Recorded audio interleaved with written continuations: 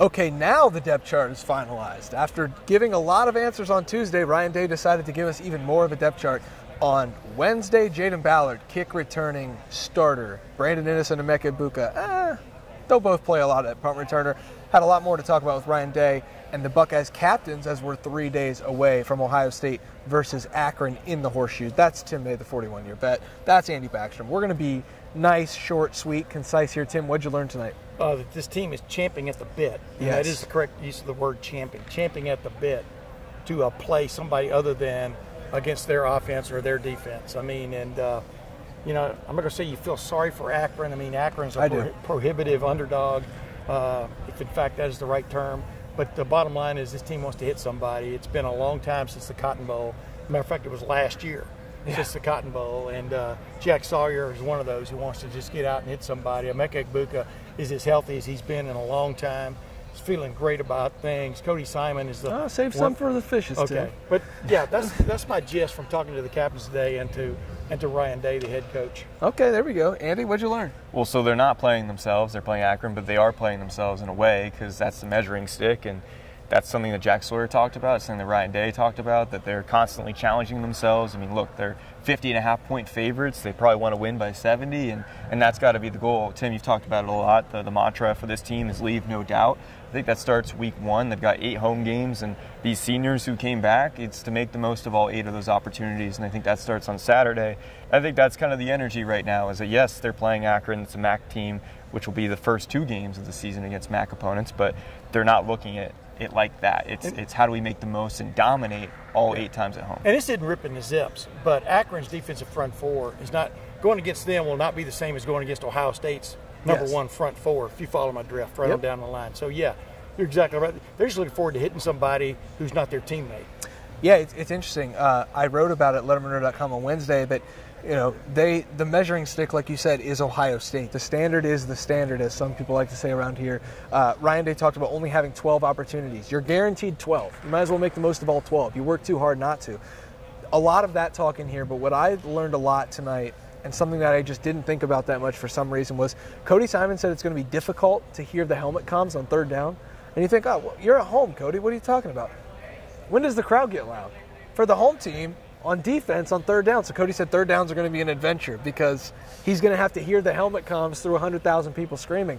So Jack Cooper used to have a saying, I was born at night, but not last night. I think you were born last night. Yeah, it's just interesting. Like I know, he was talking about it, and I'm like, yeah, that's a great point. Like, what do you do there? And he's like, it's just going to be a challenge, but we'll get through it. We'll learn about it. So, be loud on 3rd down, Ohio State fans, but maybe not too loud for the Akron game. Let them get a little accustomed to how to handle that in the helmet comms, and then you can be loud on 3rd down against Western Michigan next week.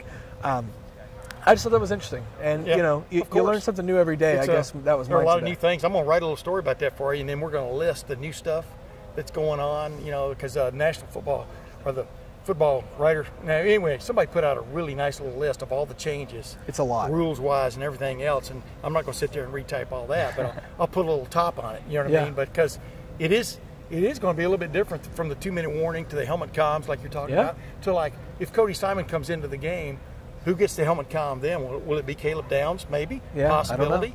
Will it be the other? Will it be Arvell Reese or whoever goes in? Gabe and Mike Powers. Linebacker? Gabe Powers at Mike Linebacker. But you got to kind of watch that because they can't both, you would think, be on the field with working headphones at the same time. So it'll be an interesting exercise as they kind of iron out the wrinkles of that. A lot changing in college football this year. Did you know Oklahoma and Texas are in the SEC now? Yeah, I did. Okay. But they still play the Red River or whatever they call it now. It used to be the shootout. Now it's the showdown. Did you learn anything else tonight?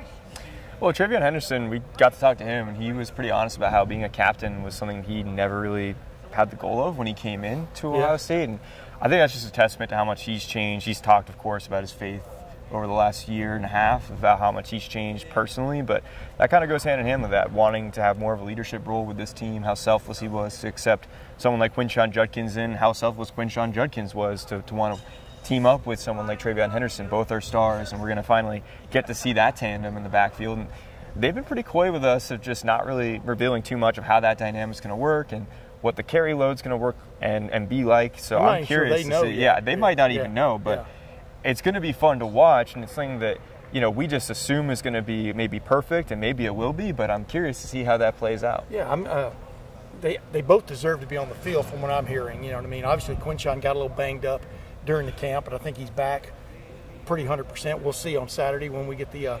availability list. But they both deserve to be on the field. And you heard what Ryan Day said about James Peoples.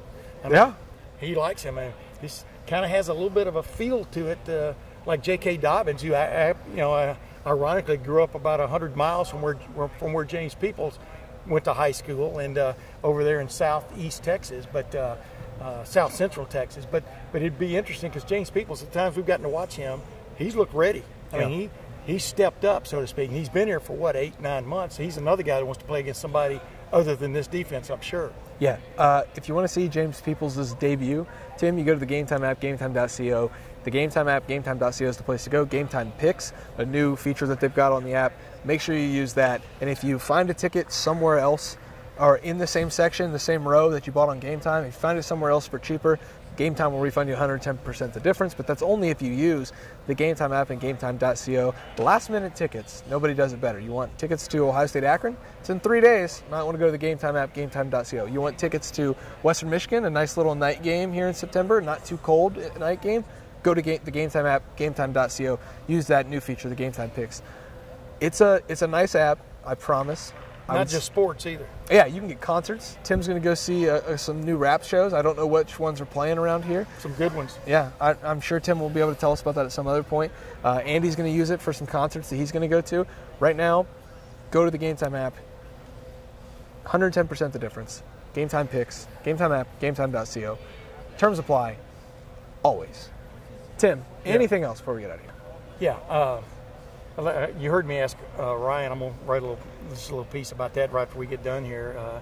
Is he having hirers, HIRER''S, remorse, as opposed to buyer's remorse?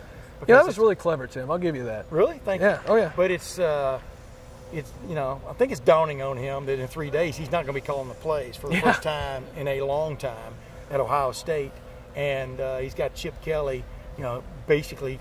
I'm surprised he doesn't call him Uncle Chip, but you know what I mean. I mean, they've been they've been close for a while, ever since Ryan was growing up and played quarterback at the University of New Hampshire, etc.